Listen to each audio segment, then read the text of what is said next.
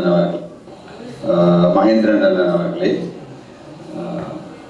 என்னை தொடர்ந்து இங்கே பேசுவதற்காக இருக்கிற தம்பி ஜெரா அவர்களே, மதிப்புடைய கோகுலரூபன் அவர்களே, தோழர் மனோகரன் அவர்களே, ஏனைய நண்பர்களே, அன்பு தம்பி ரேணுகாசன் அவர்களே, அனைவருக்கும் இந்நேர வணக்கங்கள். பசுமை திருவோணமலை அமைப்பு சார்பாகவும் இந்த நிலக்கரி அனல் நிலையத்துக்கு எதிராக போராடுகிற மக்கள் போராட்டத்தின் சார்பாகவும் புதிய திசைகளுக்கு மிகப்பெரிய நன்றிகளை நாங்கள் இந்த இடத்திலே சொல்லியாக வேண்டும். நன்றிகள் என்பது மிக சாதாரணமான வார்த்தைகளாக இருந்தாலும் இந்த நிகழ்வை ஏற்பாடு செய்ததற்காக எங்கள் சார்பாக சொல்வதற்கு எங்களிடம் இந்த மொழியிலே ஒரு வார்த்தைகள் இல்லை என்பது ஒரு கொடுமையான அல்லது ஒரு சங்கடமான நிலைமைதான். ஆகவே நன்றிகள். இது மிகப்பெரிய நிகழ்வு. ஒரு சாதாரண மக்கள் போராட்டத்தை சர்வதேச நிலைக்கு கொண்டு போவதற்காக மிக நீண்ட காலமாக எங்களுடன் எங்களது பாதையிலே எங்களுடன் இணைந்து கரம் கோர்த்து எங்களுடன் கூடவே பயணித்துக் கொண்டிருந்த பாலன் அவர்களுக்கும் புதிய திசைகளின் ஏனைய தோழர்களுக்கும் இந்த இடத்திலே நாங்கள் விசேஷமாக எங்களது நன்றிகளையும் எங்களது வணக்கங்களையும் தெரிவித்துக் கொள்ள வேண்டியிருக்கிறது. இந்த போராட்டத்தினுடைய நியாயம், இந்த போராட்டம் ஏன் செய்யப்படுகிறது என்பதை பற்றி ஏராளமாக கதைத்தாகிவிட்டது. எனக்கு முன்னால் பேசிய கூட இது தொடர்பாக மிக நீண்ட விரிவான விடயங்களை பேசியுள்ளார். ஆனாலும் களத்திலே இருந்து திருவோணமலையிலே இருந்து இந்த போராட்டத்தின் உள்ளே இருக்கிறவர் என்கிற மீது எங்களது பக்க நியாயத்தை, எங்களது மக்களது போராட்டத்தினுடைய நியாயத்தை நாங்கள் இங்கே பகிர்ந்து கொள்ள வேண்டியவர்களாக இருக்கிறோம். இந்தியாவுடைய அனல் மின் நிலையம் ஏன் சம்பூரில் ஏற்படுத்தப்பட வேண்டும், ஏன் சம்பூர் என்கிற கேள்வி இங்கே மிக பிரதானமாக வைக்கப்பட வேண்டியிருக்கிறது. ஏன் சம்பூர்? சம்பூரினுடைய முக்கியத்துவம் எதற்காக என்பது பற்றி ஒரு நீண்ட கேள்விகள் எங்களிடம் இருக்கிறது. ஏராளமான மக்களிடம் இருக்கிறது. 30 வருடங்களாக யுத்தத்தினால் பாதிக்கப்பட்டிருந்த ஒரு தமிழ் கிராமம், எல்லா வகையான இயற்கை வளங்களும் நிறைந்த ஒரு கிராமம், ஒரு அபிவிருத்தியின் பொறுப்பு அளிக்கப்படுவது ஏன் என்கிற கேள்வியை நாங்கள் இங்கே வைத்திருக்கோம். 2006ஆம் ஆண்டு ஏப்ரல் மாதம் இலங்கை இராணுவத்தினுடைய படை தளபதி சரத் பொன்சேகா மையமாக கொண்ட ஒரு தற்கொலை தாக்குதல் கொழும்பிலே நடைபெற்று சிறிது நேரத்தில் சுமார் 2 மணி நேரத்தின் பின்னர் சம்பூர் தாக்குதலுக்கு உள்ளாக்கப்பட்டது. இந்த செய்திக்கும் இந்தியாவுடைய நிலக்கரி அனல் நிலையத்திற்கும் ஏதேனும் தொடர்பு இருக்கிறதா என்பதை பற்றி நாங்கள் மிக தீவிரமாக சிந்திக்கிறோம். வன்னியிலே புலிகளின் தலைமை இருந்த காலத்திலே வன்னியிலிருந்து பெரும்பாலான தாக்குதல் ஒருங்கிணைக்கப்பட்ட ஒரு காலகட்டத்திலே சம்பூர் மீதான தாக்குதல் நடத்தப்பட்டது. ஆகவே சம்பூர் என்பது மிக நீண்ட காலமாக திட்டமிடப்பட்டு தமிழர் நீக்கம் செய்யப்பட வேண்டிய ஒரு பகுதியாக இருந்திருப்பதற்கான வாய்ப்புகள் இருப்பதை தாக்குதல் எங்களுக்கு வெளிப்படுத்துகிறது. ஆகவே எங்களது போராட்டங்களுடைய சிந்தனை, இந்த நில ஆக்கிரமிப்பு போன்ற விடயங்களை நாங்கள் இந்த தாக்குதலுக்கு பின்னால் இருக்கக்கூடிய அரசியலில் இருந்து ஆரம்பித்தாக வேண்டியிருக்கிறோம். 2006க்கு பிறகு மாவிலாறு யுத்தம் தொடங்கியதற்கு பிறகு சம்பூர் பகுதி இலங்கை இராணுவத்தால் மீட்கப்பட்ட பிறகு மிக அவசரமாக துரித கதியிலே இந்த பகுதி முழுவதும் அரசாங்கத்தினால் அடாவடியாக கையகப்படுத்தப்பட்டு அதன் பின்னால் இந்த பகுதி பொருளாதார வலயமாக பிரகடனப்படுத்தப்பட்டு அரசாங்கத்தினால் இந்தியாவிற்கு எடுத்து வழங்கப்பட்டதன் நோக்கம் எங்களுக்கு.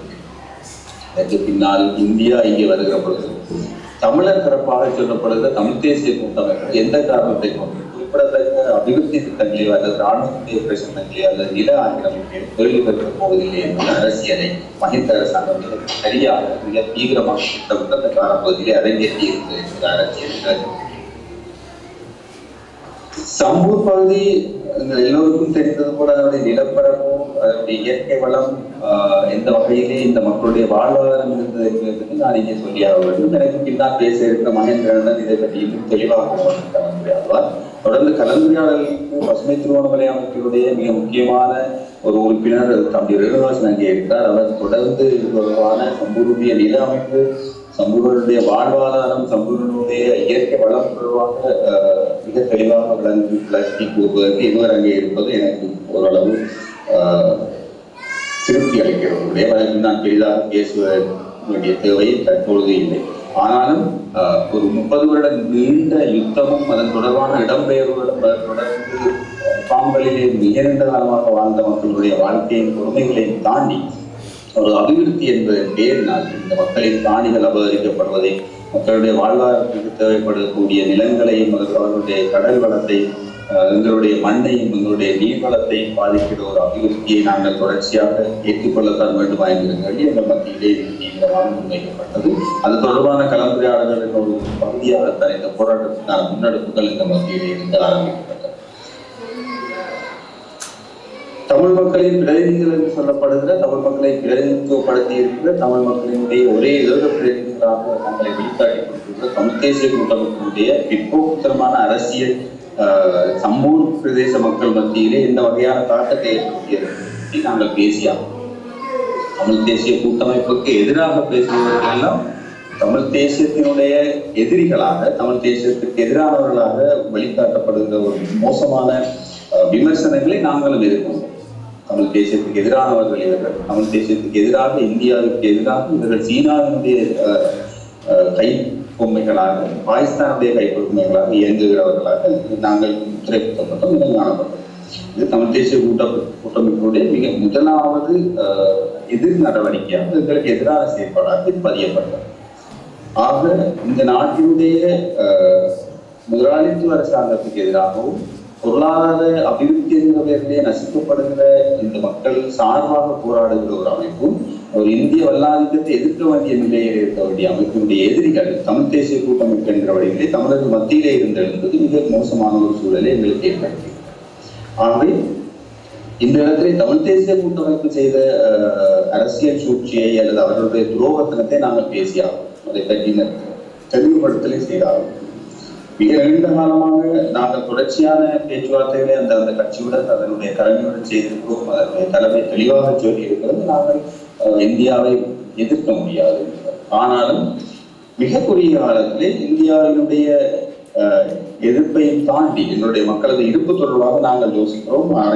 நிபுணர்களை கொண்டு நாங்கள் அறிக்கைகளை தயார்படுத்துகிறோம். நிபுணர்களை கொண்டு நாங்கள் இதை தொடர்பாக பேச விரும்புகிறோம் என்று சொன்னதற்கு பின்னால் கடந்த 2 மாதங்களுக்கு முன்னால் கிழக்கு மாகாண சபையிலேயே அதனுடைய தமிழ் தேசிய கூட்டமைப்பினுடைய சம்பவ பிரதேசத்திலே தெரிவு செய்யப்பட்ட மாகாண சபை உறுப்பினர் நாகேஸ்வரன் அவர்கள் ஒரு தனிநபர் தீர்மானத்தை இலக்கு நெல் நிலையத்துக்கு எதிராக கொண்டு வந்த பொழுது அதனை மட்டக்களப்பு மாவட்டத்தைச் சேர்ந்த தமிழ் தேசிய கூட்டமைப்பு உறுப்பினர்களை கொண்டு அதை வரவிடாமல் தடுத்த மிகப்பெரிய வேலையை திரு சம்பந்தன் அவர்கள் இங்கே செய்திருந்தார்கள்.